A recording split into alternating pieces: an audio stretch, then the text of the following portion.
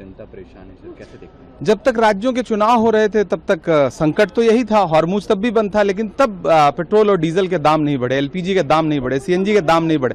लेकिन जैसे ही चुनाव खत्म हुआ, चुनावी खर्च वसूलने के लिए मोदी सरकार ने लगातार पिछले 2 हफ्ते में कितना 10 रुपए के आसपास रेट बढ़ा दिया है, और अभी ये रेट कहां जाकर के रुकेगा इसकी कोई इंतहा नहीं है।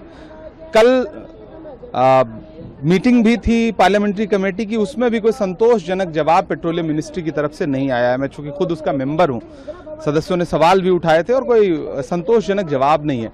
तो मुझे लगता है कि आने वाले वक्त में ये महंगाई कहां जाके रुकेगी और कौन जवाबदेही लेगा, सरकार का कोई नियंत्रण है बाजार पर या नहीं। जब तक क्रूड ऑयल का महंगा सस्ता था तब तक तो धन्ना सेठों को फायदा पहुंचाया गया। आज थोड़ी प्रॉब्लम आई है तो जनता से वसूली की जा रही है, जनता को लूटा जा रहा है। अब बकरीद को लेकर के लगातार रेस्ट्रिक्शंस दिए जा रहे हैं बीजेपी सीएम्स की तरफ से, चाहे वो यूपी के हों, बंगाल के हों, कि सड़कों पे नमाज नहीं पढ़ने का, खुले में सड़कों पे नमाज पढ़ता कौन है?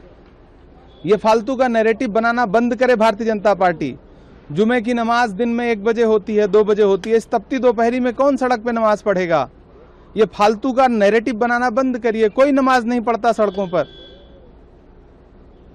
ये झूठा नैरेटिव है। भाजपा अपनी गंदी राजनीति बंद करे। विकास के नाम पर आप क्या कर रहे हो ये बताओ।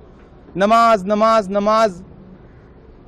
शुभेंदु अधिकारी डिटेक्ट, डिलीट और डिपोर्ट का जो पॉलिसी है, ट्रंप का जो पॉलिसी है वो अपना रहे हैं घुसपैठियों को लेकर के, कैसे देखते हैं?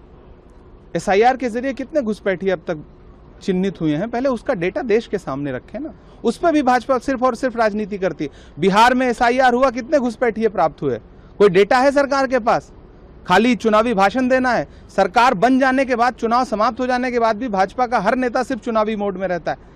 प्रधानमंत्री विदेश में भी कहीं खड़े होते हैं तो चुनावी भाषण देते हैं। चुनावी भाषण मत दीजिए। अब आप मुख्यमंत्री बन गए हैं, आपकी कार्यप्रणाली क्या होगी? जेन्युइन बातचीत करिए। कर्नाटक को लेकर सर मैराथन बैठक जारी है, एक रूटीन बैठक है। मुझे लगता है बैठक के बाद आप संबंधित नेताओं से पूछेंगे तो ज्यादा बेहतर आउटपुट आपके पास आएगा।